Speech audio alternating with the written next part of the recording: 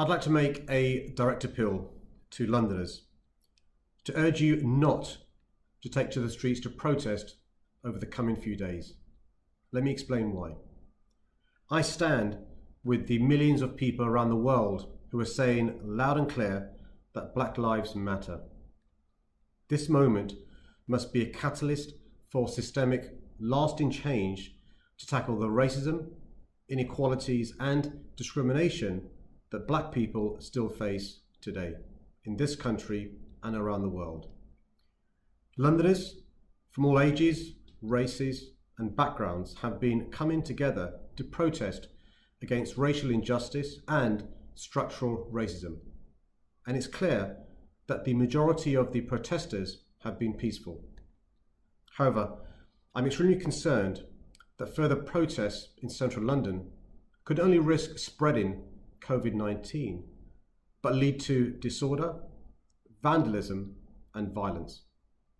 We know that extreme far-right groups who openly advocate hatred and division are planning counter-protests. This means that the risk of disorder is high.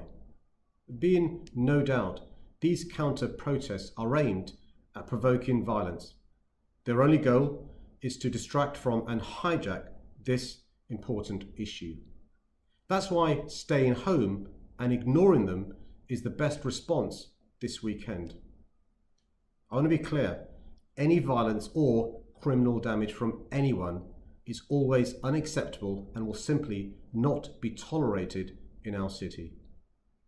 The Metropolitan Police is working on a robust policing plan to keep Londoners safe and to prevent disorder.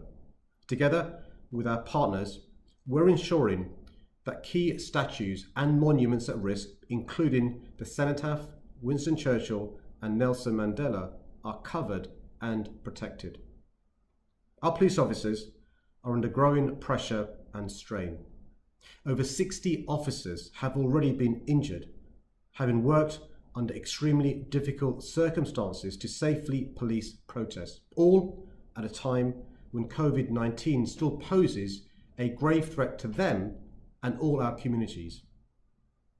These protests have shown just how difficult it is to maintain social distancing in large crowds, and the risk of spreading the disease at protests is very real, with confirmed new cases amongst protesters around the world from the US to Australia.